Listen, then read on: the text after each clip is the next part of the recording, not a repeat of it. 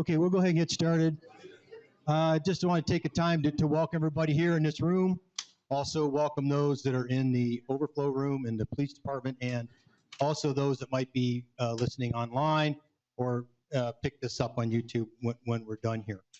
So obviously there was a lot of questions about the ordinance that was passed in Maumee. I thought it was very, very necessary, and my administration and everybody else, I said, we got to call a meeting, we got to talk to our homeowners, we got to talk to our folks. So that's what kind of got this rolling and got this formed. So it was important for me that we needed to do that. First and foremost, I've been on this job for 6 months. I inherited. This is not something that I knew nothing about up to this point, other than when I was on council and we had to self-disclose to the EPA. So with that being said, me having a police background, I really like to dive into the facts and know what's going on. And I've been very diligent about this the last 6 months. I know more about sewers than I ever knew in my entire life up to this point. But it was important that I learn that and I get the facts together, because I drive on facts. That's been my career the whole time. I don't drive on emotion. I drive on facts. So I need to get those together in order to make decent decisions. Also saw the meeting last night at the Elks, and it was, I thought, fruitful with some of the questions that were given to us and how we can help answer. I also, in listening to the whole thing, heard a lot of misinformation that was passed along, and it probably is resonating into our community, and we'll try to clear that up today with factual type of things. So what we want to do today is fourfold, actually 5. First, I'd like to start out very briefly and have Mr. Birch give a history of how sewers kind of evolved in our city, the materials that were used, the years, and because it's important as we kind of build on that moving forward. Secondly, I'm going to explain to you why the ordinance. I think that's important. Why this has become to fruition. And then third, we're doing to try to educate you with that, because we get a lot of questions about that. And then fourth is how can we be available to help? And we have been quite a few times already this past couple of weeks as people have called, but I want to make sure that we're there for people to have something to bounce off and get information. And then the last thing I want to do is we were given a list of questions from last night's meeting that I think is going to cover a lot of what you want answered. If it's not, then we'll ask, and try to wrap that up in an hour and a half or so. I don't want this to go long. I want it to be efficient. I want it to be fast, and I don't want it to drag. So with that being said, I'll turn it over to Mr. Birch on the history. Thank you. I'm sorry. We're close enough. I apologize. I'll start up front here, and thank you for coming tonight. And I think it's prudent to kind of get into how we got here in terms of historically and what sewer systems. Now, many of you already know these answers, and I'm not telling you anything you don't already know. But essentially, many of the houses in Maumee were built earlier than 1965. Many of them before sewer plants were a thing. Essentially, the Maumee River, like many other rivers in the country, were sewers, open sewers. And in the 1930s, the city of Toledo built the first plant, which is where our stuff went. We started creating sewers. I will talk in there. Thank you. Back in 1930, they started building sewer plants. The city of Maumee in the 40s had sewers before that, but they went directly to the river, to a cesspool in their backyard or in the front yard. So most of that stuff either went to the river or was in people's yards. Then we built what they call interceptor sewers. Many of them know where those are. Those are on the river, and they take them to the pump stations. Many of you on East Harrison know that there's a military pump station that we just finished. That transfers sewage to the Key Street area. And then shortly after that, we switched our sewer from going to Toledo to going to the county plant in the 70s. So we flipped it around, put more pump stations in, the sewage was sent there. Unfortunately, in the not unfortunately, but the Clean Water Act passed in 1972. It took the federal EPA a little while to catch up, but in the 80s, had this do in a community I was in before when I was a young city manager, and we had to separate sewers, much the same as Maumee did. Many of you have been here, we've been through that, you've seen those sewers get separated. The city spent millions of dollars at that time separating those sewers. Maumee, I've heard people say that we have CSOs, that is a combined sewer flow. Maumee has separated sewers. Unfortunately, we also have regulators. Regulators tie those storm sewers and the sanitary sewers back together at the river for an overflow, for a relief valve, so that we don't flood basements. In 1984, we signed an agreement with the EPA that gave us the ability to dump 25 million gallons of sewage into this river. They also said that you will have so many years to separate your sewers, put storm sewers in, sanitary sewers, but you can't have the sewer in your sump pumps, you can't have the sewers in your crawl spaces, or in your footer drains, or in your streets, only the same as where your sanitary or toilet flushes into. So that we had to do. We did do that, but in 1996, we told the EPA we were done, and we were done. What we didn't tell them is that it didn't fix the problem. And at that time, we were dumping even more sewage into the river, even though we had separated our sewers.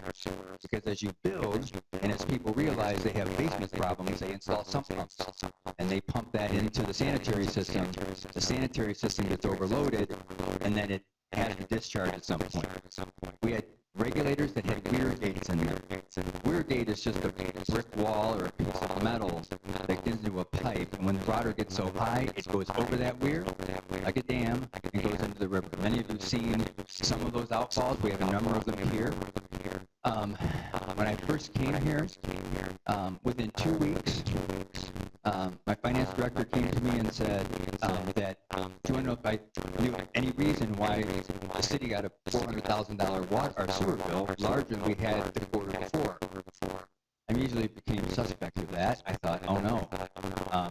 Obviously, when you see wild fluctuations in that after you've had storm events the last 3 months, that usually pretty indication that your storm water is inflowing your sanitary system. When I first came here, we're separated, no problem. Well, it didn't take 2 weeks before I started talking to employees in our departments and realizing we had 9 pumps. Many of you have seen those pumps out, 6-inch to 2-inch trash pumps, mostly out in the Ogons area and off of 7th.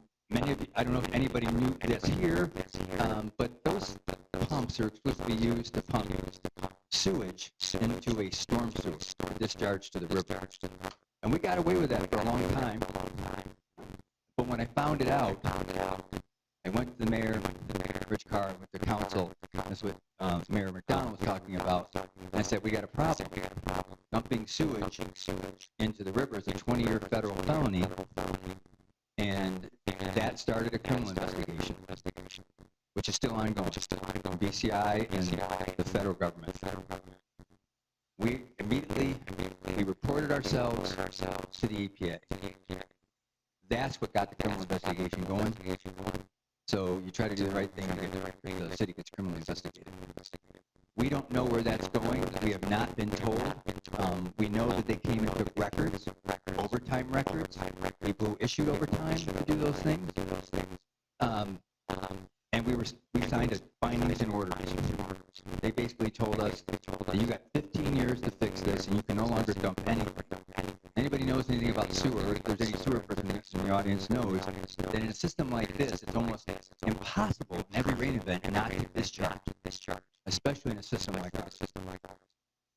So here we are. We get a findings and orders. That findings and orders from the director of the EPA kicked in a lot of things. And one of those things was we had to go through a process, and Mayor McDonald's going to go through those steps in a minute. But we had to go through steps about hiring consultants. That contract was nearly $850,000 for Stantec. That did not include EPA giving us $450,000 in flow meters. Flow meters that go in outfalls. They also, we had to lease another $450,000 of those same product so that we could move them around town. And lo and behold, they gave us 3 years to finish what they call an SSES report. That will be submitted in a couple weeks. We're still revising it, crunching that data. But we had to do CMOM plans, stuff that Jim will go through. Those were set 3.5 years ago, almost 3.5 years ago when we started negotiating with the EPA about what this would look like.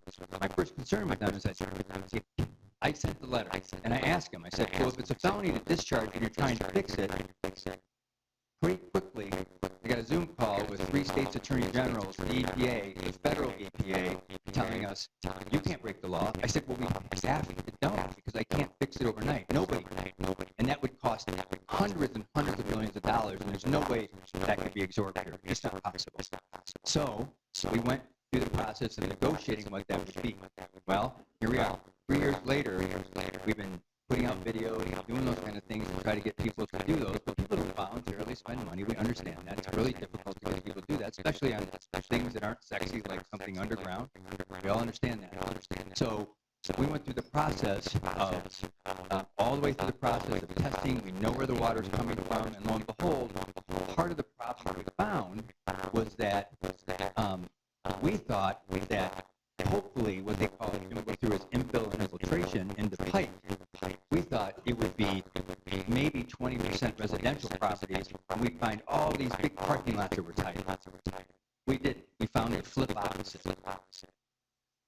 Years ago, as a young manager, we did the same thing. We replaced all the sewers in the streets with plastic. We did the leads up to the right-of-way line, and it literally made no difference because they didn't do footer drains, sump pumps, because that was a principal point source contact for these problems. Is that the history you want to go through, and then you're going to start from there? All right, thank you, Mr. Okay, so just to continue with a little bit of the backstory, as a result of self-reporting the violation, the state issued a director's findings and orders, which is what we are under right now. It's absolute. You have to do exactly what they're telling you to do, or the consequences are great. If you don't, then the next step is even harsher. And it's even worse if you get a federal judge to do some sort of mandate on you. It's impossible to reach. And the burden that it would put on our citizens. So in very quick language, in a summary, what it said was take all feasible steps to stop sanitary sewer overflows and water in basements and eliminate the impact of those SSOs and WIPs from the sewer system. And that includes excessive I&I. I&I is what you're going to hear that referred to as inflow and infiltration. That's where this is going to come in as to what is inflow and what is infiltration. And Dr. Birch will explain that to you as to why they're telling us stop it. And stop it as quickly as you can. So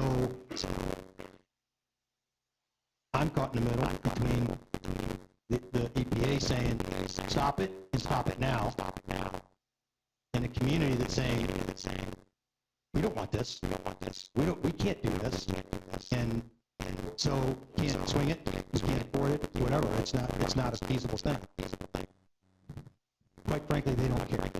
I'm telling you, they don't care. So, as a result of self-reporting the violation, the state issued a director's of findings and orders, requiring the city of Maumee to stop illegally discharging sewage into the Maumee. So, they required us in the findings orders to do a number of things. One was to schedule for conducting a sewer evaluation study. We did that back in 22. That's completed. There was a public notification plan that was required that informs the public of all sanitary overflow locations, signs, postings, and so forth. We did that. And that is ongoing as we know of locations. We also had to come up with an emergency response plan and submit that. We developed procedures for emergency response to surcharges. Surcharges when the system fills up. Okay? So there's also a capacity management operation and maintenance program. That's a complete ongoing thing, which is what we're doing with relining our own sewers uptown, wherever we can get into the ground. We kind of take that project on and try to line. Lining a sewer means you're sending a plastic sleeve down through there so it doesn't leak anymore. So where that water is supposed to go, it goes. Doesn't have any infiltration in it. It doesn't leak out into the ground. It goes where it's supposed to go. And then the last thing was to submit an SSDS to the EPA identifying your sources and the quantities of where your water infiltration and inflow is coming from. 3 years of data so far since this happened has made it clear that requiring the elimination of inflow and infiltration to our sewers, I&I, which can prompt the need to discharge, is imperative. Much of this I&I comes directly from footer drains and cross connections on private property. We're estimating that well over 90% of what fills our system is coming off of property, is coming off of homes. Older systems that are connected right, water that's leaking into them, et cetera, et cetera. Has the city done everything possible to address this? From 2020, please, no distraction. Just allow me to get the information out. From 2020, a number of steps have been taken to address the problem. The city has started repairing, relining, and replacing sewer lines on streets and alleys, catch basins, and parking lots, and were incorrectly tied to the sanitary system. Some have been corrected. So, have we been doing things? Yes, we absolutely have in the last 3 years. I just listed those. Could there have been other things done? Yeah, I mean, like Toledo and other communities, they bury storage tanks. Very, very costly to store stuff that typically would overflow a system. They throw it into a storage tank. They spent $500 million the last 2 years to do it.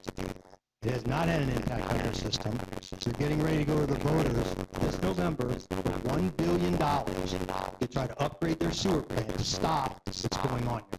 Understand that Toledo discharges copious amounts of sewage because of their population and their aging infrastructure. Our homeowners being targeted while substantial repairs are being made on public infrastructure, which helps us to address the situation. The problem still exists, and much more work needs to be done to fully comply with the state and federal law. Data indicates that a substantial amount of inflow and infiltration, I&I, problem in the city's sanitation system is coming from private laterals on resident properties and have either improper connections and or consist of damaged or interior deteriorating materials like clay. And the reason why clay doesn't last over a period of time is it falls apart and is permeable. Water runs right through it. Just if you have groundwater, if you have a clay pipe in your yard, and there's a heavy rain and groundwater floods your property, most contractors that have worked in this field know that it goes right through clay and out it goes and into the sanitary system. What does improper lateral connection mean? Laterals can carry sanitary water, should only be connected to the sanitary system. However, many homes have improper connections to their sanitary service laterals, such as downspouts, sump pumps, and footer drains. Those connections carry stormwater, which they're not supposed to, which should be discharged to the yard and natural body of water, to a storm system, in a parking lot for a business. You see it in the detention pond. Clean water should not be going where we have to treat it. The system doesn't allow it, and you're also paying exponential dollars to treat water that doesn't need to be treated. There must be another way to pay for this, is a question. Why should residents have to bear the brunt? A property owner is responsible for maintenance, repair, or replacement of the building sewer lateral to the point of connection to the city sanitary. Consider if the city of Maumee funded directly by tax and ratepayers. It is impossible to fathom another source of funds that do not originate with residents and payers themselves. Even if the city were to raise rates again, specifically assess and or implement a surcharge to cover these costs, those funds would still be paid by our users. City staff have already applied for federal and state grants. We'll continue to do that. We've been turned down. It almost feels like we've been singled out from the state, and they don't want to help us, but that's not going to stop us trying to do that. That'll be ongoing. The city administration and members of council do not care about their residents. Maumee City Council and myself live in Maumee. We have families here. We've raised them here as well. And we will also abide by the same inspections and the rules that are governed by the EPA. Even though it's unpleasant, we still have to do it. This is too big of a burden, and I cannot afford to pay these costs. We understand and sympathize with the residents. Maumee is no longer in a position to ignore this problem. That is a definite. I cannot just say no. That's not an option. I'm certainly welcome to any other options, but that's not one. We are also researching the possibility of potential loan in our grant programs to ease the financial burden. I've had our finance director work hours at trying to find anything out there that we can use. And currently, we're talking about a possible situation that we can come up with that can help do that. But that will be my commitment, our administration's commitment, and our finance director's commitment to try to find ways to try to ease that burden. What if I'm selling my house? Understand that this ordinance is a real property conveyance, which is passed on June 17th. It requires a sewer inspection at the point of sale and applies only to private properties listed for sale. Does not apply to those that are not selling their home. It's a conveyance ordinance. And now, this is easy. Be careful, I'm not done. I would encourage, though, that if you have the opportunity to get your property inspected, you're not selling your home, but you want to know what you have, that is certainly a proactive thing to do. Probably something I would do myself as well. So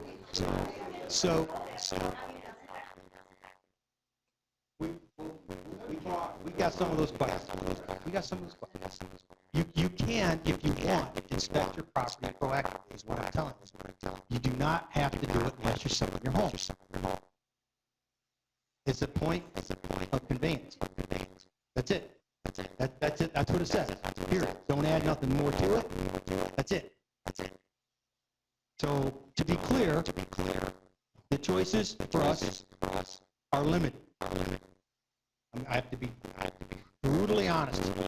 Choices are limited, and we don't have a choice. That we must comply with what's being asked of us, and try to fix what we have, which I don't think we'll ever get there completely, but we have to provide a proactive report to the EPA to say, hey, look, they've asked that from us. That was part of the rules and orders. What are you going to do?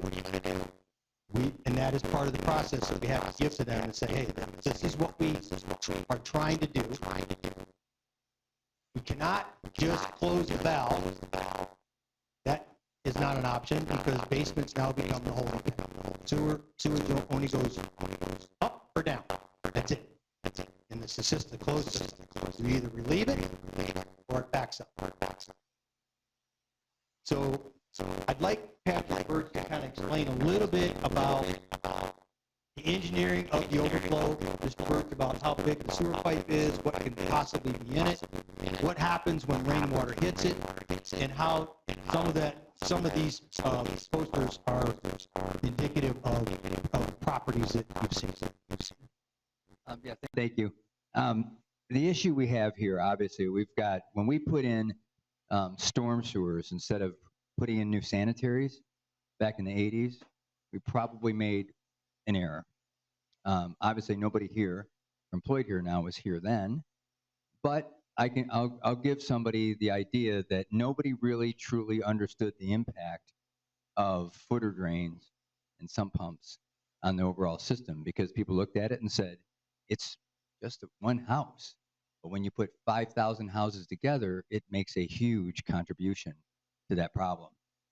Now, before the 1980s, our storm sewers in the streets went right to the sanitary sewer. And that's what we're faced with.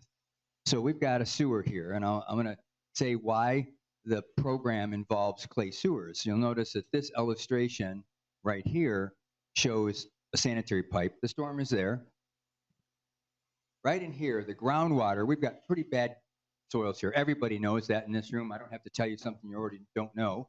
But when the water gets up in these laterals, even if we just lined the pipe, which we are doing now, spending millions of dollars lining every pipe that we have, the rate that was just levied was levied so that we could do $60 million with the mainline lining over a 15-year period. If the EPA even gives us 15 years. We only have 12 years left. And in no case have they given anybody more than 20. So that's what we're up against. But when this pipe is lined, you assume no water's getting into it. I've already taken my footer drains out. But when I get down here, when that water comes up, then we've got water getting in the joints of that clay pipe. Now, the mastic they used back in the day and how we got here is that tar material that you use and you put the ends of those tiles together don't last very long. If I went out in the street that we just paved 5 years ago or even a year ago, I would probably pull it up with a backhoe, and that you've all seen this. You pull up and you try to dig through a pavement you just put down. It's still fluid. It bends. 5 years later, it bends a little less before it breaks. And in 10 years, 15 years, that pavement snaps when you pull it up. That means the tar product is curing constantly in its lifetime. There's plenty of studies out there, academic studies, that talk about the mastic when they put sewers together. So when we videotape and your sewer looks pristine, but it's clay, know that that sewer was probably put in 85 years ago, and the seal in those joints probably is gone 50 years ago, which means they're operating like field tile.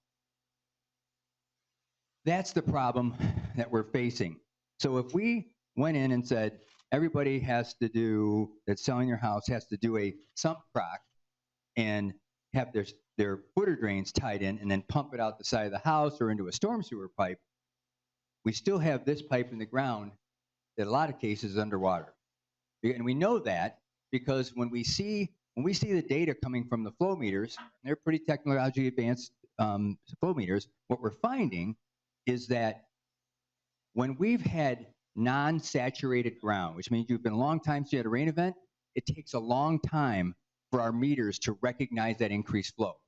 That's because the ground's not saturated and the ground's absorbing a lot of it. Trees, everybody, they're absorbing that water. When we have a springtime, which is where our biggest problem is, we see even a lesser rainfall, we see immediately at the meters because we're seeing this. The ground is saturated and we don't even have to wait for the rain. We're getting constant flow. For example, fairground. You've heard about the lawsuit between the city and the county. The fairgrounds contributes a lot of stormwater to our system in Key Street and in Michigan Avenue. And we're battling back and forth. You know, we believe the county owes us $2 million in water that got into that sanitary system that you all are paying to treat. So we take it in and then we send it back to the county to treat the same water. That's some of the problems we have. And even though they've lined sewers, it hasn't made a difference. Because I'll tell you, our meters register flow coming off the fairgrounds even when it hasn't rained for a week and a half. And nobody's there using the sewer or flushing the toilet. So we know that it's tiled underground and that water's getting to us because of saturated soils. Over here, this obviously talks about an improper connection. And when we look at a house, we're looking at this and saying, stack comes down here. Many of you have a stack that goes in the ground. Some people have a sump pump. Some people don't, but you had a floor drain, and then the pipe comes down here, and you've got a connection where these things cross in, and this water, you probably can't see it in this illustration, but it actually goes down into the pipe. The proper connection is to actually disconnect this. What we'd like to see is the sanitary sewer punched through the wall so that there's no way somebody could just inadvertently, after the stuff was done, so that they reconnected their footer drain. I've seen this many times, and I've seen builders do it, by the way, even with plastic pipe. They'll put a basement in, you walk up and say, how's that basement? It just rained for 2 days. How's that basement and all that stone in that basement before you start building the house? Why is it dry? Because they took paddle bits, and it's underneath the footer, and they drilled holes so the sanitary takes the flow away so they don't have to work in water. That happens. So we like to check those things. What we find, though, and I've seen a number of videos, we've done 30 inspections as of yesterday, And we have video camera, and you're all welcome if that gets camera. You get that video. We'll give you a thumb drive. You can look at your own camera video. And it's pretty easy to see where the footer drain ties directly to the sanitary. That's whether you pump it in there with a sump pump or you have it gravity fed, the water that gets into the sump pump came directly from the tile. So whether you have a sump pump or you don't, that water just gets there faster with a sump pump because it's pumping and pushing. So that's what we're seeing. So a lot of the pipes that we see, we even have on Hugo Street, for instance, we have a 24-inch plate pipe. It's the main sewer. And it doesn't, we got some that they're offset and so on, but when we videotaped it on a day when it hadn't rained for a couple weeks, nothing. Water was about that far in the bottom of the pipe, whatever people flushed out of the toilets, that's what you see. I know it seems kind of gross, but that's what you saw. But the day it rained, we videotaped it again. And it looked like you were going through a car wash at every joint. A clay sewer that had that kind of mastic installed many years ago was leaking as if you were going through the last section of car wash, the water's rinsing off the soap off your car. That's exactly what those videos look like. That's an incredible amount of water. And remember, the water that we're getting in those pipes, normally on a normal day, is that sanitary sewer, you have about 2-3 inches of water flowing on a dry day. When it surcharges, that pipe is completely full and it's backing up into storm sewers, and we're having to discharge it to the river so that it doesn't back up in people's floor drains.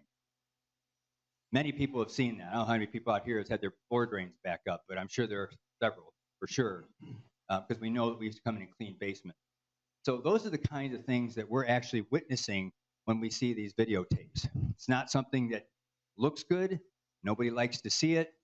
And a lot of people don't take on these fixes that are actually going to do and make a difference because they know this is what happened. If we don't like it, people don't want to pay for it, which is, we want to either, that's how it goes. But what's happening is we understand that the easy fix is to do something that doesn't really affect somebody's property and doesn't really cost them money out of their pocket right now that they can see.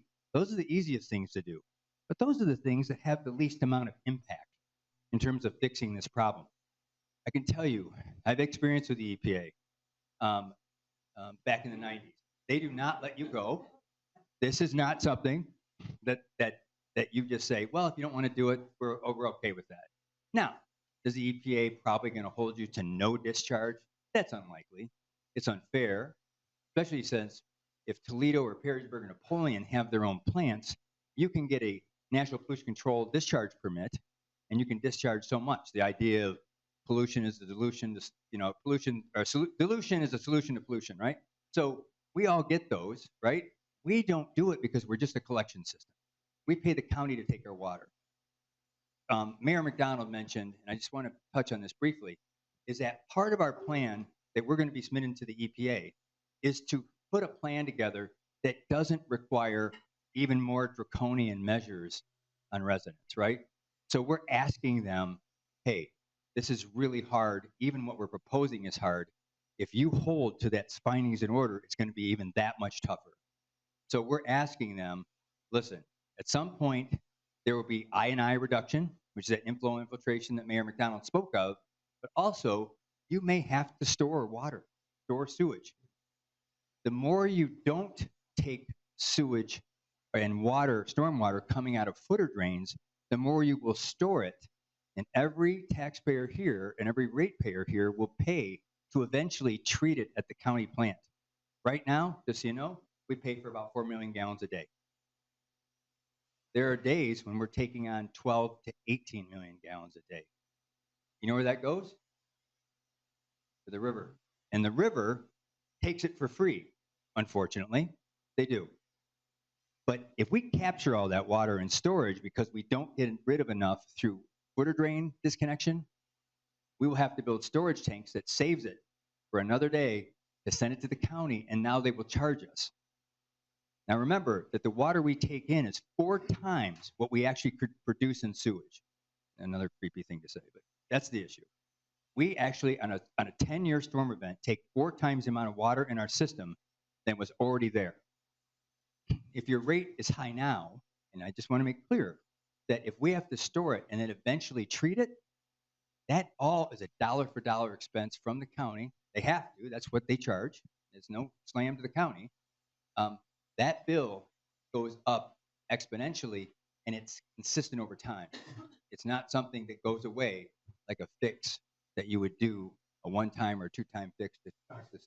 It's constantly being charged to you. The city only charges you what it costs to maintain that system, hire the employees to maintain the system, and to pay the county for our portion. 16.7% of the debt and the rate comes from the city of Maumee because that reflects their volume. And sometimes we have a big 54-inch pipe that's 47 feet deep that ties into Jerome Road. That pipe, it's surcharged.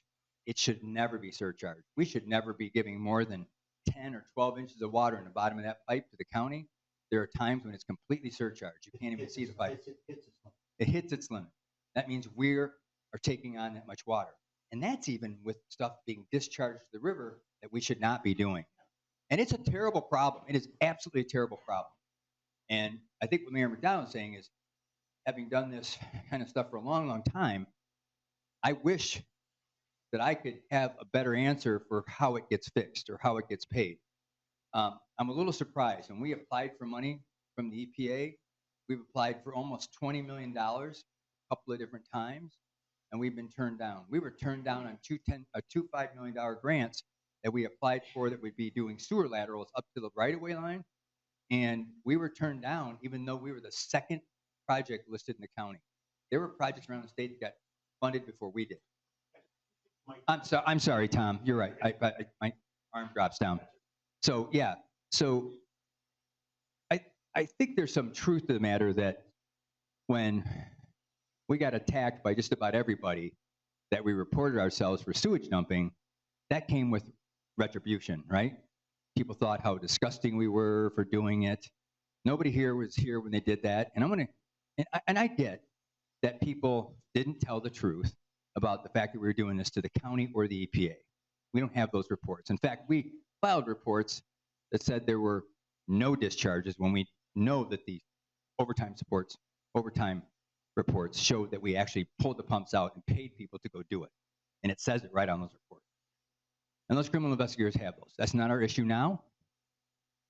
When I told council about this problem, literally it was like a deer in headlights.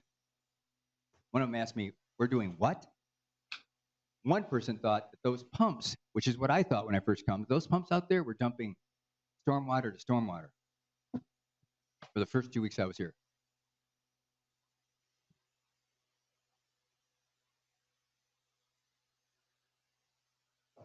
I don't know, but I can only suggest.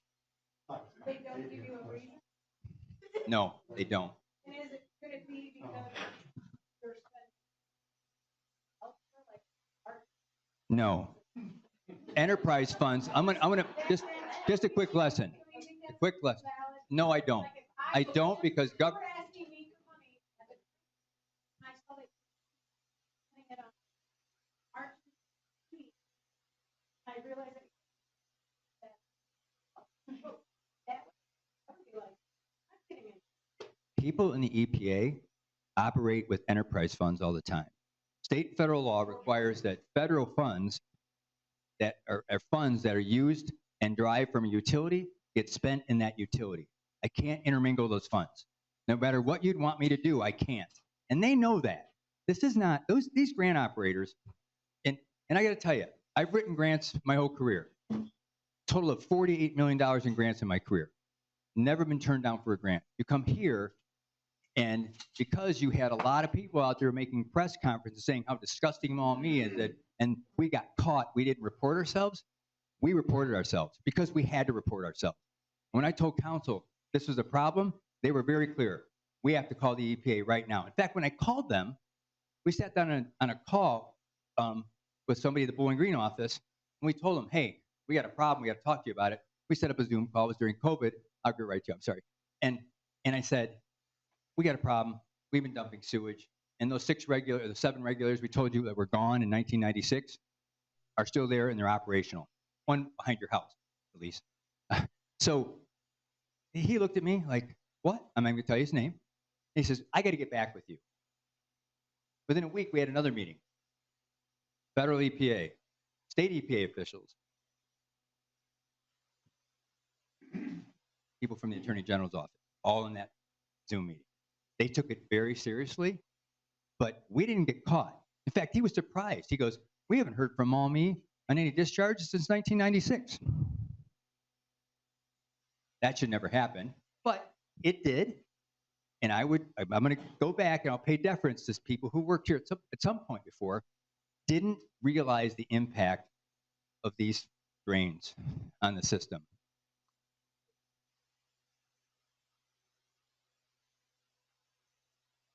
I suspect not, but I would never say that because I'm hoping the EPA works with us. In the last 3 years, if you talk to a woman named Tiffany Cadillac, who used to be the state director of wastewater, she will tell you, Cadillac, I'm sorry, she will tell you, and she's told us many times, that the city of Maumee has moved faster than many other communities to do stuff on its own before they were told through an SSES program. We didn't want to be held flat-footed where all of a sudden we're sitting there, 3 years later we got a report and we got to ramp it up. We've been actually lining sewers. You've seen it uptown. So a lot of the uptown work you see was part sewer work as well. We lined all the sewers that are going through under all those streets. We're going to be starting another sewer. We're doing a sewer lining. We started today. We're doing another one on the other side of town. We spent millions and millions of dollars. Now, we did get low interest loans, but those have to be paid back. Sorry. She had a question. I'm sorry. Okay. All right, so we'll get to the question piece, all right? So in essence, just to sum up very quickly about what our position is that EPA has told us, find the source of the clean water that's getting in your system and surcharging it, filling it up, and eliminate it, minimize it. That's on our properties. That's where it's coming from. It's old tiles, it's old systems, it's improper tie-ins, it's broken down stuff, it's water leaking in, it's, I mean, literally when a house surcharges, it could be producing as much as 6 other homes in that street, just from the water that it comes off that property. Some fixers are very expensive, some are the middle of the road, some are not so much, depending on what your property has. If it's a pretty high fix that you got to fix a lot of stuff, there's a pretty good indication you're throwing a ton of water into the system. Hence, the necessity to fix a larger problem in your home because of what is surcharging off your property. It's not going where it's supposed to go. Just trying to simplify it. So the next piece was, how can we help people that are in a predicament? I can tell you that he is somebody that always says yes. And he will come out to your house, weekends, nights, Sunday night. If you call, he'll come out and say, if somebody's got a problem, say, hey, this is what I've got. What is your opinion? This is what a contractor has said that I need. What do you think? I mean, he's done that. And when I hear people say that he's the cause and he needs to go, it is very disturbing to me because I know exactly how committed he is to this community. And he will help you if need be, and so will our sewer department. And actually, our sewer department has the technology to do the best with the cameras, not outside contractors. We have very good equipment that our guys know exactly how to get in there, what they're looking for, and what to, and to tell you what you have. So to look for an outside contractor, I can't speak on their behalf, but I know what our guys do, and I know what I can trust with what they do. We will continue to seek out funding for help. That is definitely on our AA list, and it has been all along. We hear you with that. I get it. I mean, so it has to be something that is equitable and it works. So we will continue to look at that. So the questions we received last night, let's go through those real quick, and it might answer some set of people just yelling out concerns, which is probably a lot of the same stuff. You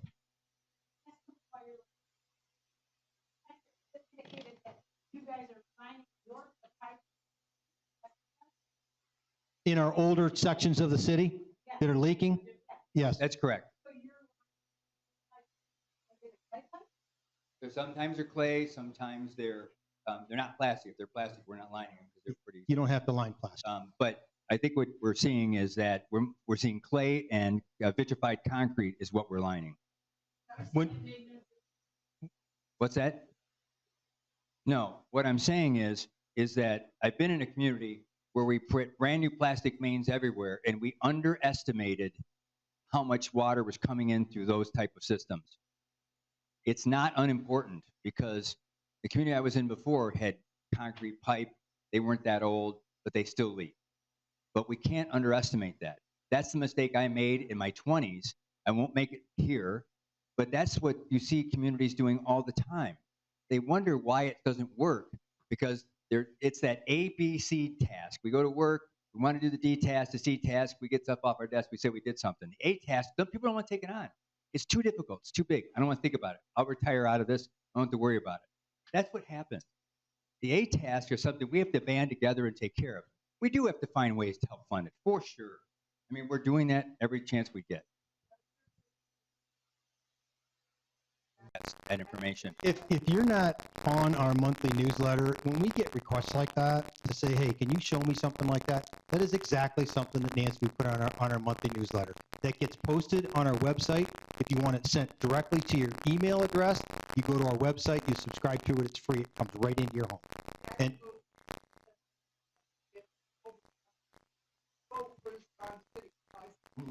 All right. so anyway, that's available. Okay, that's available. So, can we go over some of these questions that might help answer? Yes. Yes. Jim, you spoke about sewer guys here in Maumee, and I've had a sewer position for about 10 years. I've had a private contractor now that indicated that spoke from line to line. Your guys have come out and run a scope all the way down the thing, and there's tree roots blocking a Y, okay? And apparently I have breaks, but nobody will tell me where that Y is. And you guys have passed an ordinance now that from the sidewalk to the road, not my responsibility. And that, where before it was the city's responsibility. My simple question a year and a half ago, when they were out there scoping, is where is the Y? That tree, all the tree roots that are blocking the sewer line, actually two sewer lines, the Y, two houses. Where is this? Where does the contractor have to dig to repair that? And their response is they're not allowed to tell us if they do their job. What? And so, And they told us That's not, 3 times. so I've been going through it for 5 years. My lines are open, my water's flowing. I want to fix my problem. But I don't want to fix the city's problem now that you guys passed the ordinance. Now I can do sidewalk, street, and all that. But I can't get an honest answer from anybody, and I've left messages at the city, as they told me, and nobody calls back. And I got photos of the root ball at the Y, wherever that mysterious Y is underground. So if somebody can help me with that, I'd be happy. I have no idea why they told you that, sir, but our trucks, we know exactly how far that camera is in. I could tell you if it's at 72.5 feet. 3 times they told us that their jobs are on the line. They opened their mouth, Right. and Barry and Son was there when they told us. When was that, ma'am? How many years About ago? a year and a half. They thought they were, you know, what person told you they're going to lose their job? Because that's not our policy. We would tell anybody anything. It's public information. Well, nobody come out and tell me where the Y is, and Well, I don't know if they But still have that camera. I think we can handle individual requests like that. That's what I'm talking Let's get about as over far as we can help you I'll out. walk it. So, again, Then we've got 90 days to repair it.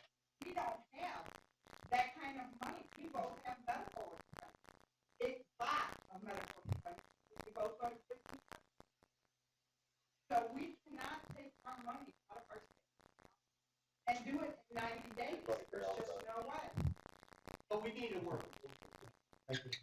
There will be. You want to answer, you want to answer some of these? She had a question. Unless you, I have a question for you. Do we all agree this should have been handled differently? Why did you wait and have an emergency meeting? I mean, if you had been up front with everybody when this initially started, people would have a different reaction, you know?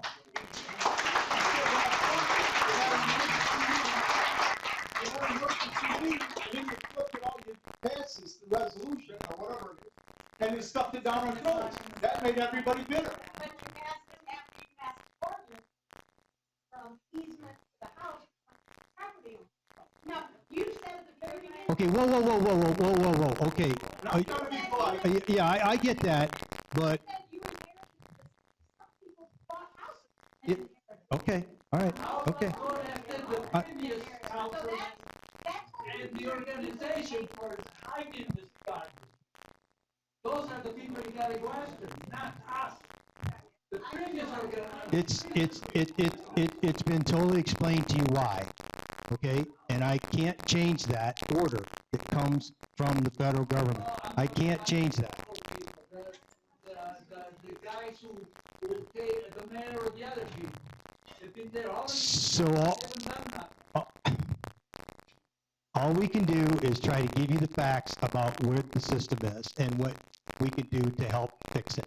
That's what I'm here for. We had a date of July that we needed to put this in place with the EPA to answer your question, sir, and it needed to come forth quickly as to what our plan was. We've been working on that the last couple of years. And no, we didn't know, it was 3 years worth of data that we collected that determined where the water was coming from. We didn't know until you have the data, all right?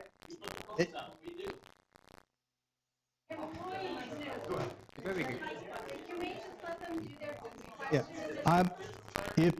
if we can't get the information to you, this will be over.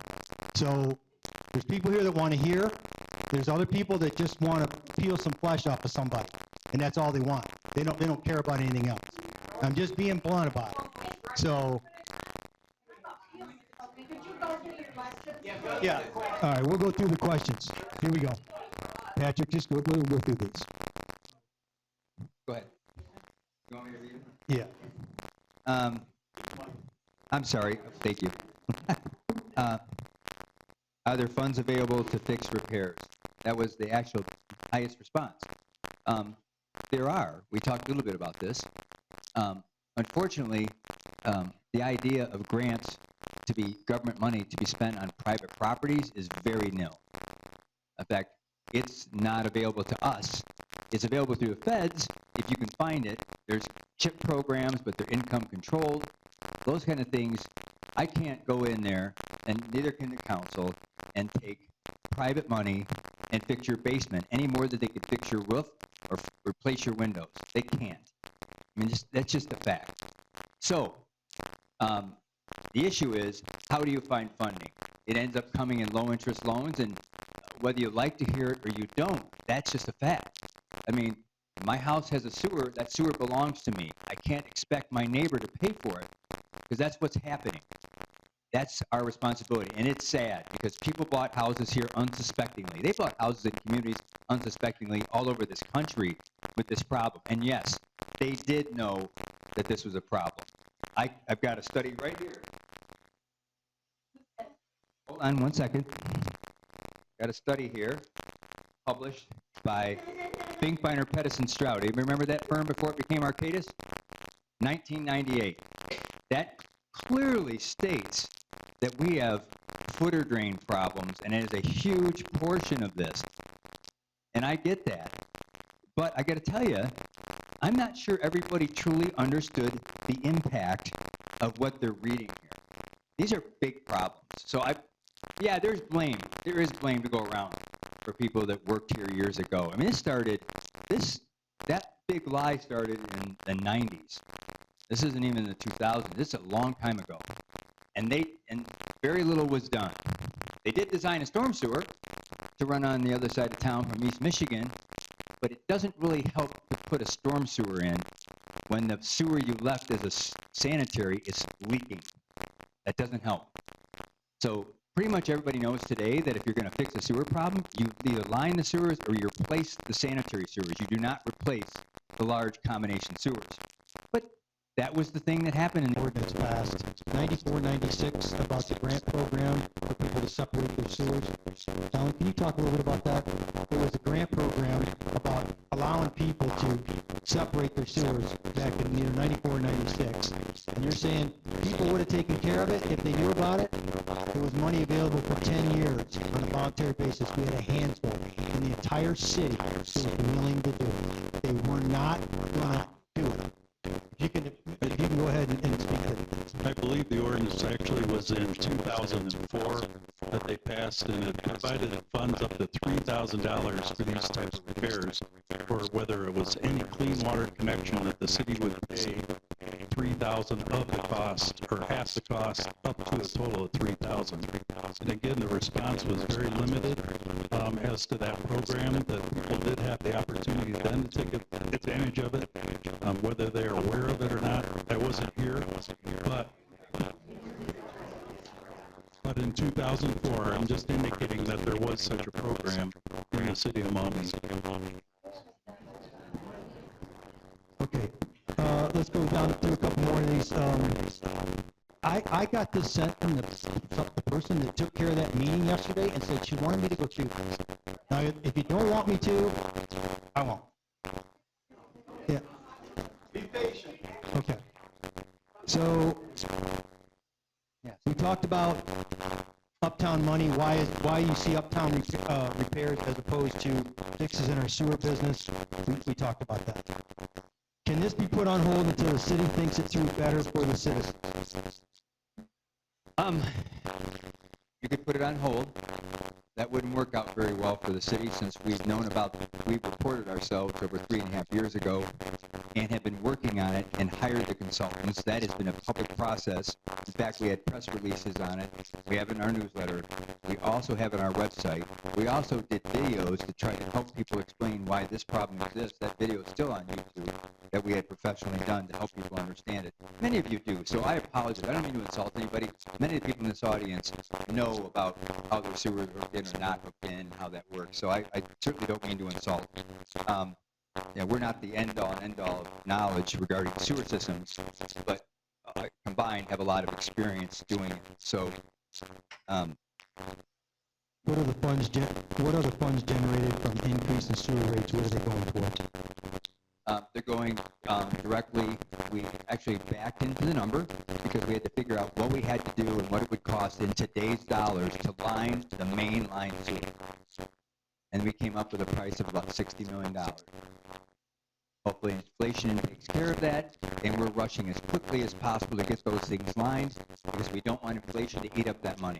15.7% of all that debt cost. Every time the county, and they don't ask, and it just happens.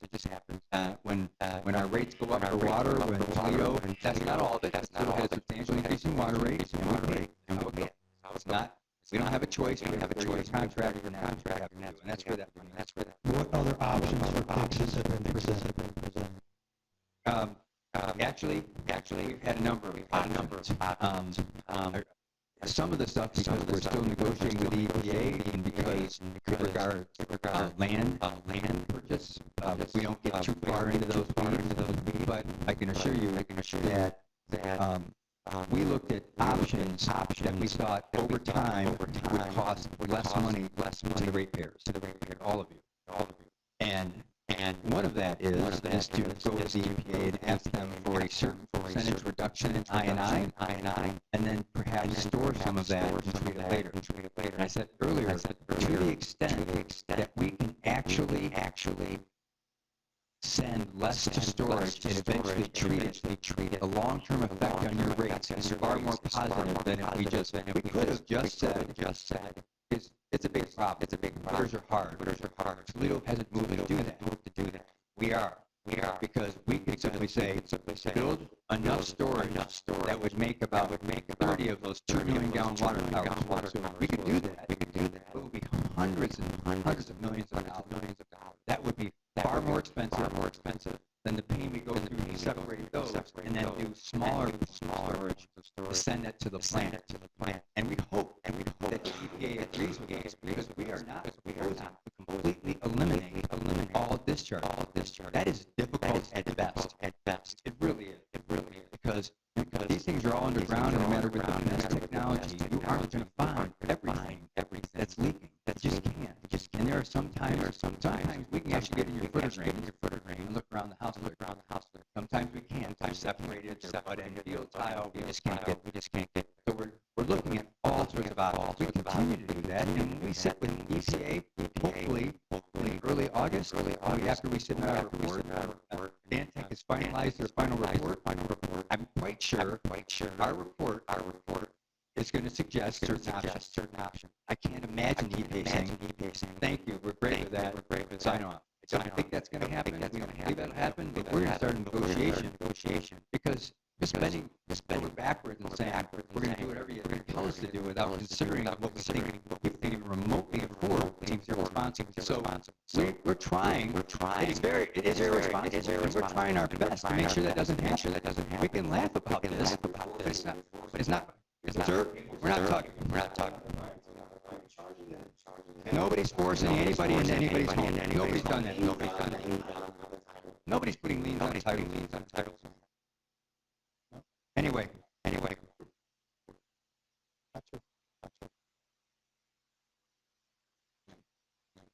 Yeah, and I do want to make clear that there are fixes that we have done, right? There are a number of parking lots we did. When you saw the smoke testing happen about a year and a half, 2 years ago, we have a number of parking lots that are now disconnected.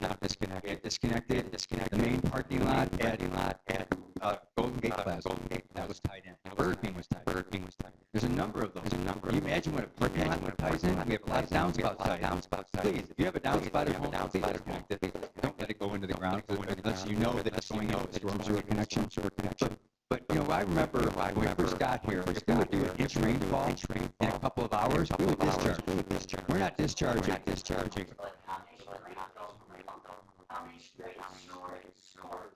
No, we do not. No, we don't. Okay, well, you don't need to yell at me. Okay. But you call me and I'll go out there with you. You prove me and I'll prove me out. Okay. Well, it may because they didn't change the casting cover because castings have but we're separated. But call me, I'll come out. Look, I'd like to change the casting. I don't want to. Have is they connect back at the regulators at the river and then they combine again. That's to give overflow. So, you have another question? You want to go? One question: is this legal? And is this legal? Of course it's legal. What else would I say? There's a number of, mainly in the Cleveland area, but there's a number of cities there that have like whole home inspections at time of sale, which includes the roof, foundation, all your plumbing, heating systems, you name it. They require a full inspection and clearance before you can sell your home. There's a number of cities that also do just require sewer lateral inspections, and which is what we tried to take on. But these ordinances have been upheld by the courts. Why not raise income tax 2% from 1.5 and use the extra money to fix the sewer issue for people's property? I'll say again, Mr. Mayor. Why not raise income tax from 2% to up to 2% from 1.5 and use the proceeds to fix sewer issues on people's private property? Because again, spending income tax from, I'm sorry, I apologize. And please keep reminding me. Once those become federal, once they become public funds, spending them on private property, let's say you have a sewer that you've already paid to fix, and then you get your income tax raised to pay for your neighbors, that is going to get other complaints. We're going to get those. I've seen that before. Half a percentage in income tax, I just want to make it clear, will not raise enough money to fix this problem. Unless you think, the problem we're faced with, seriously, over 15 years, is between 120 and 150 million dollars. That's what we're facing. This isn't 30, not 20. This is a dire situation. We all understand that. But a 0.5% of income tax won't touch this. If, Between 120 and 150 million dollars. If we actually aren't shot down in what we're proposing. And that would be the estimate. That includes those, that includes lining the sewers, that includes putting new sewers in cases where we don't have, where somebody's accidentally tied to a storm. That's capacity increases in terms of pipe size in certain areas, and that includes some storage. Because we don't have time to chase down every infiltration. That would take decades and decades and decades. That's what it would take. why doesn't the city work with the state for a grant? I think we answered that one. Why do people have to pay for an inspection, and why is it only good for 5 years? Well, to pay for an inspection, it's $100 for the hour to inspect. I don't think we've had anything over an hour so far. But we do this is because when somebody has to go out and inspect your home, your neighbor and your neighbors are paying for your inspection if you're not charged for it. People pay for what they get. And unfortunately, we tend to treat local government as if that money came from somewhere in the basement where Fort Knox is, and nobody in this room was the one that contributed that money. The only money that the city has to spend is money you all gave for that purpose to serve you. And that's what the problem is. And nobody wants to pay more. Nobody. I don't know if anybody could say, hey, I'd like to pay more taxes. Julie, do you have something? Would it is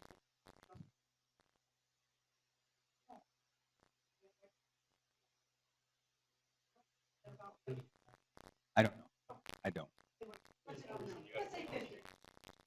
So 50 people, is that just those households? What is the average over here of households? That's going to fix the problem. Because you keep coming back saying it's a massive problem. It's not going to be individual homeowners unless you sell your house. They will never. Okay, so, and I'll let you answer that in a minute. We can certainly take a survey and put everybody on the block, every home in the city, to fix the problem. But we didn't think that was feasible. We thought, well, I'm just, over time, we're trying to actually buy time with the EPA and try to give them something that appeases them, that they're okay with, without going down that road. And, which we would prefer not to, because They want to say no. You know, they don't have that Yeah, number. right. So ask if this doesn't make sense to me is that okay, I'm going to get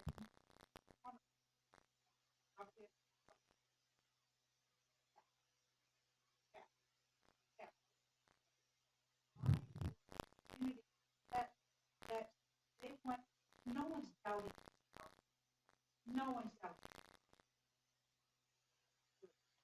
I think we're very upset that it's the all people up there who voted you. Understand we voted you, but kind of this committee that you talked to, we're only said it. One of those said it was not discussion. We're not. We don't know. You have 14,000 over at home. Somebody could collectively could maybe help.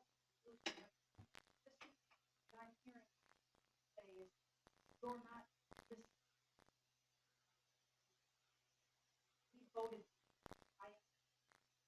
But order if we're coming back to consensus. Does it really make sense? I've lived my whole life. And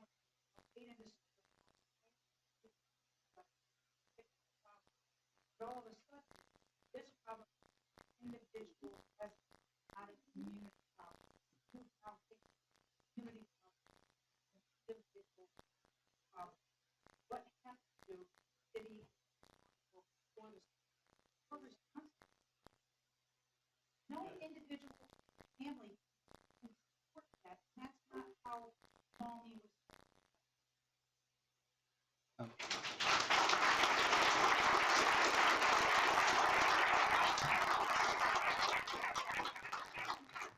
you're right. Maumee wasn't set up like that forever. But Maumee was set up to spend more money than it had. And they did it for years. And my point is, if you took the cost of our budget and divided up by every household, it would be far more money than anybody in this room pays. It's not, it doesn't, let me answer, please. I would never do that to you, ever. And I expect that respect in some measure, please. The issue here is trying to figure out and help us understand. I feel the same way sometimes. I want to go to my local government. I want to walk up that vending machine, put a quarter in, and get $10,000 worth of services out. There isn't enough money to do everything that this community has to do. And anything you want to hear about the strong town, part of that book, and I'll tell you, is that a lot of cities have real financial problems, and they don't recognize it yet. I mean, think about it. If you had to invest to replace every street, every sewer, every pipe in your yard, that number would be over $1 billion just for 13,000 people. Can you imagine what it would be in Toledo? That money isn't available. Choices have to be made, and you're right, and we've had this discussion before. The issue is trying to figure out how we fund police, and we fund fire, and we do all of those things, and because you have a problem here, doesn't mean that you don't do anything over here. And there are certain pots of money that have to be spent certain places. So it's called management, and you have to do that.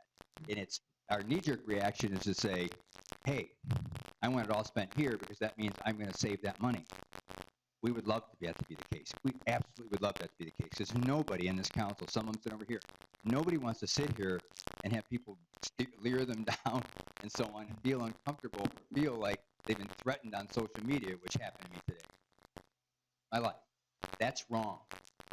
Nobody should have to do that, whether you like it or you don't. The issue is, I'm here as a fiduciary to help. That's it. I don't gain anything.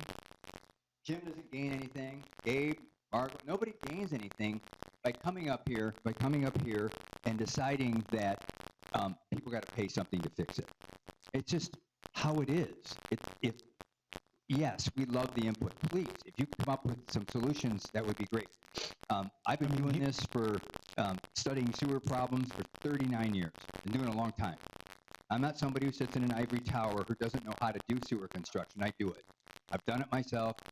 I've done all sorts of work. That's not the issue.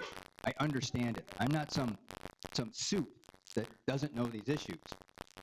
Probably one of the reasons I was brought here, only because I know these issues in construction. So I'm just trying to figure out a way, and so is council and the rest of us and our staff, is to find a way to offset those onerous costs. We don't like the fact that these cost so much. When I heard some of the prices people were getting, I was flabbergasted. I knew it would be more expensive than it would have been 10 years ago, but I was literally set aback by some of the numbers that we were seeing. And Jim's right. This weekend, I met with 3 homeowners that asked me out. I looked at their basement. 2 of them walked away from that thinking, wow, this is a lot easier than I thought. Because you walk into a basement, most people who do this work, there's some gentlemen in this room and some ladies in this room that know this. They walk up here, I walk in your basement. If you have a floor drain, doesn't mean you fail. Because a floor drain and a condensate pump in the state of Ohio, it wasn't this way in Michigan, in the state of Ohio, that could actually go in to the storm or it could go into sanitary. Floor drain goes into sanitary. That's how it goes, and you could do that. In the state of Michigan, I wasn't allowed to do that. That was a little bit different here. So that is an indication that you're going to fail. But then I look at the house. Is the house pre-1965? Better chance it may not make it. If I go in and I see a stack going into the ground, maybe another indication that it may not make it. If I see the lack of a sump pump proc, another reason it might be a problem. 5th one, if I see a basement bathroom, then you might have an issue. It doesn't mean you automatically fail. It just means you should probably get an inspection to make sure that that's the case. Yeah.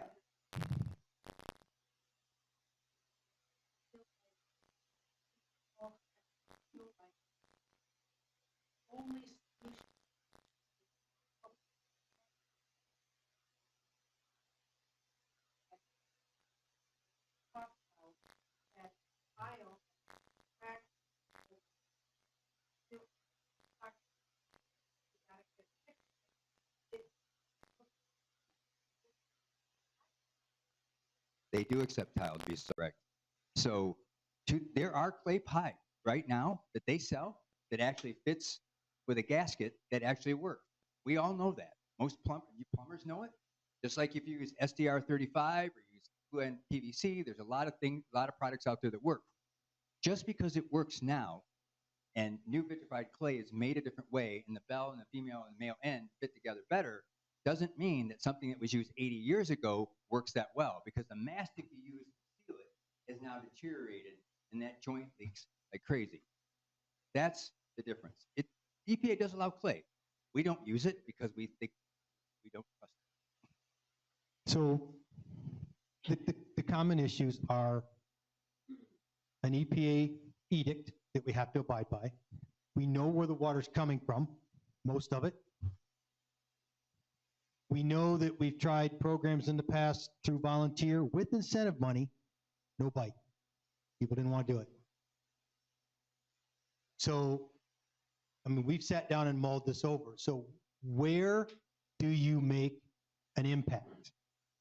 At point of sale when it's transferred, do you pick certain neighborhoods? Do you go in and say, okay, all of A, next 5 years, all of B, all of C?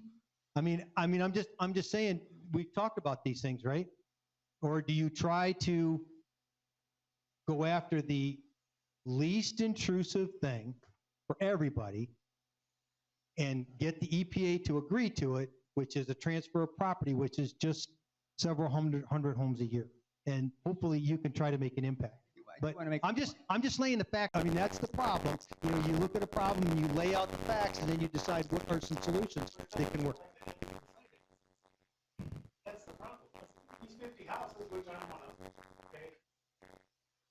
It's a drop in the bucket. If I spend $30,000 to fix it, the other 30 houses on my street don't do anything. It sounds like they're not going to be forced to do anything until they sell. What's my incentive to do that, knowing that I'm not going to contribute an iota to this problem? It'll be a bigger. It needs to be, it does need to be, hey, we're going to be this sector. Hey, we're coming in with line of the pipes, we're doing what we got to do. Now we're going to move to this sector. I think that would be more palatable knowing there's an end in sight. This just sounds like it's And require everybody in that sector to fix their houses. Yes, that's what you're saying now. Okay, so, no, That's what it sounds like. no. Go ahead. Let me clarify just really quickly. We have a map, and I'll post it online on the website. It shows where the worst areas of our town are. They're in red. Tom's neighborhood, and all around Tom's neighborhood, all the way down River Road.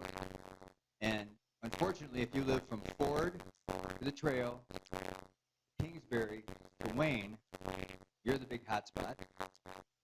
If you live there, or you live east of Michigan, south of the tracks, north of 7. Those are the hottest spots in the town that are contributing the most stormwater to the sanitary system. I think what council was trying to do is to start and show the EPA that we're willing to do something that's politically unpalatable, because quite frankly, communities don't do it. They waste their time lighting everything but what really is causing the problem. So that's what I think council was trying to do. And yeah, I don't know in the future if that'll be enough. In 15 years, you get 15 houses and you do some storage, maybe it's enough to get to a 10-year event. I don't know. But we're trying. And that we have a consultant that does this all the time, Dantech. They specialize in water sewer data. There's another company that crunches that data. They know exactly where this water's coming from and the neighborhood it's coming from. And they're proposing a fix. And the idea is, part of that fix was this ordinance, was to try to start making that difference. Because in 3 years, we do this for 3 years, we're going to look at it and we're going to put the meters back out and say, have we made a difference in these neighborhoods? Because there are houses selling in these neighborhoods, in those hotspot neighborhoods. So there are a lot of them. Yeah.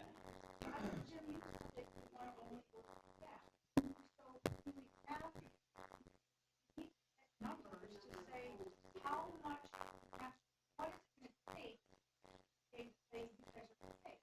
So if it's the worst hotspot, and the entire community pays for the worst hotspot to be done, and then we're okay, and then we budget, or we do, or we work over a let's make it clear. The EPA will not tell us, do this, do that, here's how you, they won't do it. They will not tell you how to fix it. They'll tell you, this is the goal. Target. This is your target. Get there.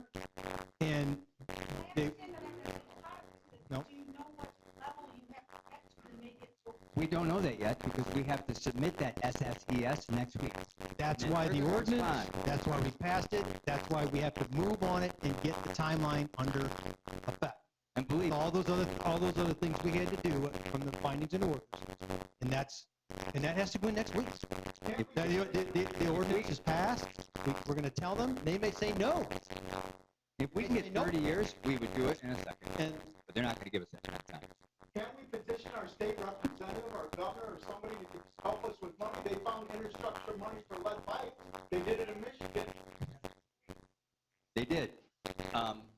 They also, because it's federal money, they could spend it on the private side. And that was in Michigan City where we actually did lead pipe. We had 11,000 lead pipes, and we received some money. It wasn't enough, but we have reached out. We have looked at OMB circulars. We've looked at every grant program that's available out there, and it just isn't as rich as people think it is.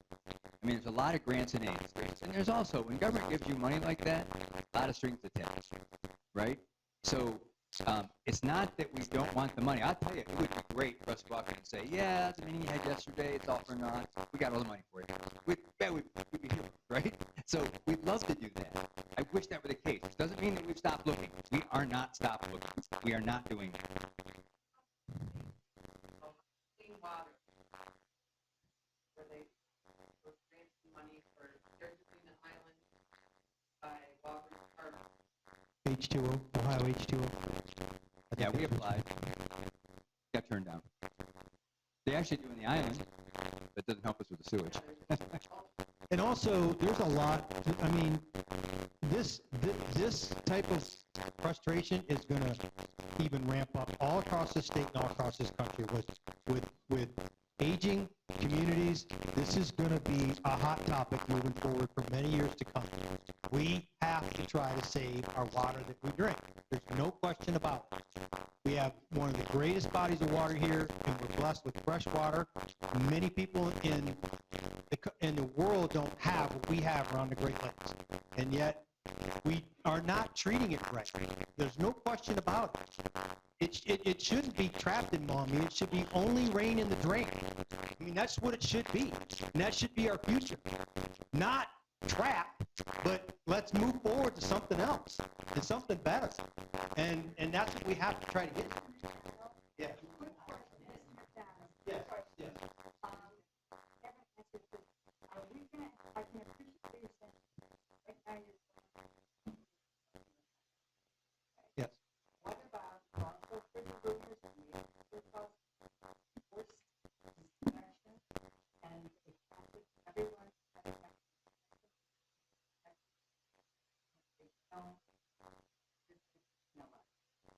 Okay, yeah, I did answer that, but I would certainly reiterate that, no.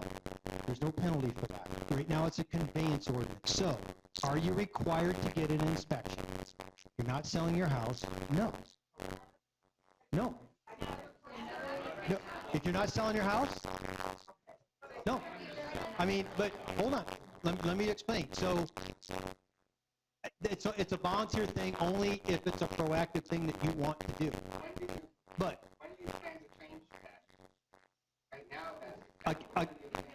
okay, so, well, right now, we're only trying, as we sit and we come up with a plan, we're only trying to do the least intrusive thing that would pass EPA standards. That's going to be an ongoing evaluation for sure. As the data comes in and what do we have moving forward, and they're asking that of us all the time. Where are you now? Where are you now? Where are you now? I mean, they're asking us, what those meetings continue. I mean, they're in communication with us all the time. We're the watchdog. There's no doubt. I mean, so.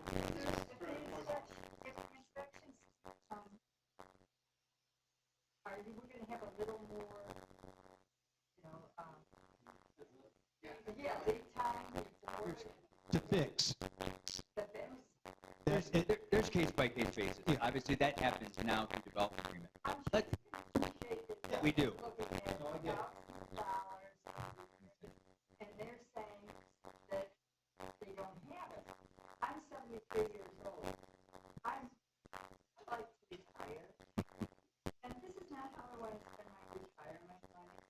I would imagine you wouldn't. No, Uh, I gotta keep traveling and doing things, but. We understand there are special circumstances, and I've heard that throughout the process. At some point, we had to put a date of people had to do it, or people would wait to the end of whatever period you had to do it. So we understand that you come up in the winter, you come into the fall, you can't even find, even if you had the money to do it, your contractor can't get to you until June 15th. If that's the case, we can verify it. We will make exceptions if that happens. I'm sorry. I apologize again. All right. What I'm trying to say, what I'm actually saying is that there are special circumstances where we have to make exceptions. If somebody says to us, my contractor, my low bid is so backed up, and I know some of these contractors are backed up until next spring. You can't hold it in 90 days, and we have to sign an agreement so we understand that's when it'll happen. That's the kind of process we go through. Nobody's going to sit there and kick your door down with jack boots on and say, this is the 91st day and you didn't do it. I mean, the idea is every ordinance has penalties. Every law has penalties if you don't comply. If you didn't, nobody would comply, right? Only for sale. This ordinance has nothing to do except for voluntary for people who are not for sale. Okay, we're gonna take a couple more. I've got some hands up, and I'll take those, and then we're gonna call it. We're available to talk one-on-one afterwards. Sir in the back.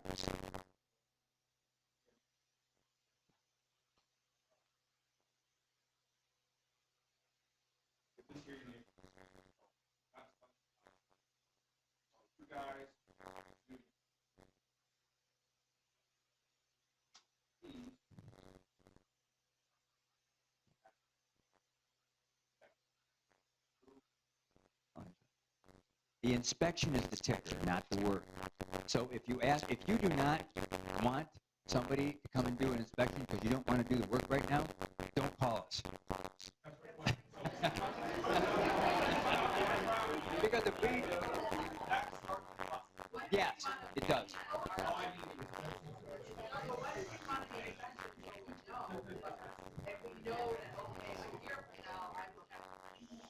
Here's what we do, and here's what's happening.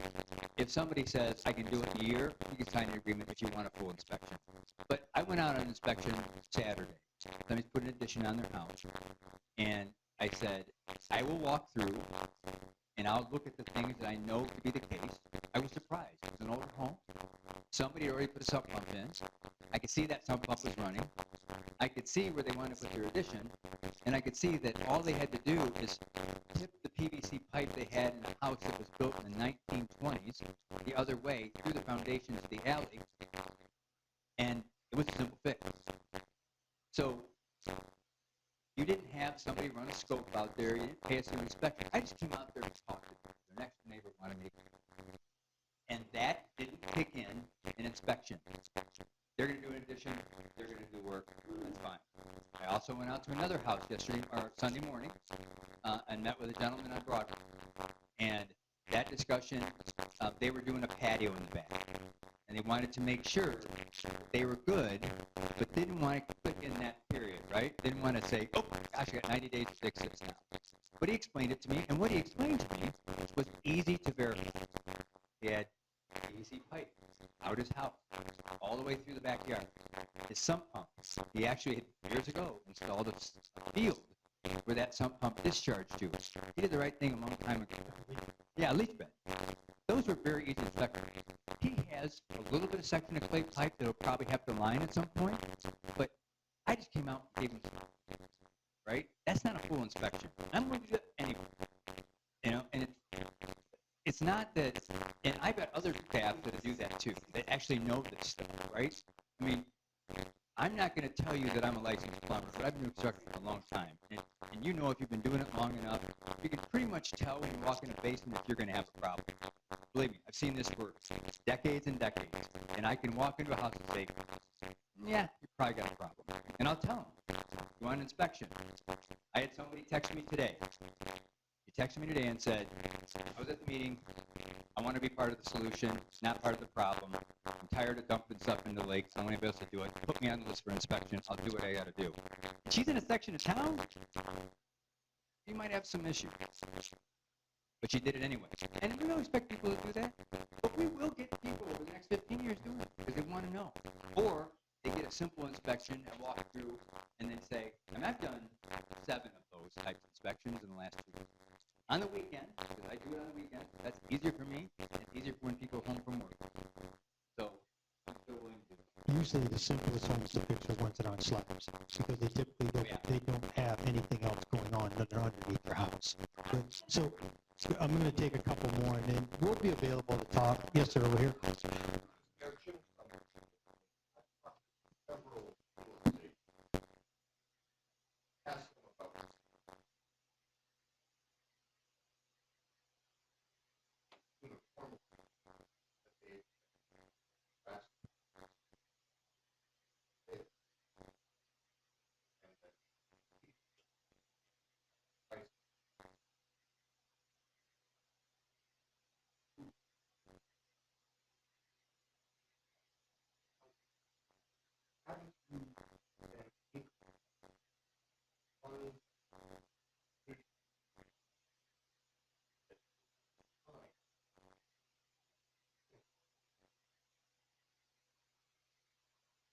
I don't understand the class part.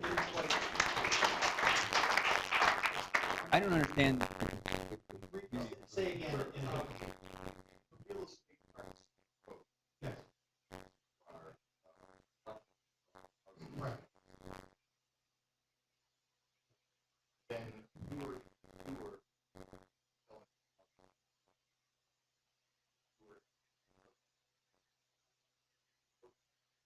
longer you were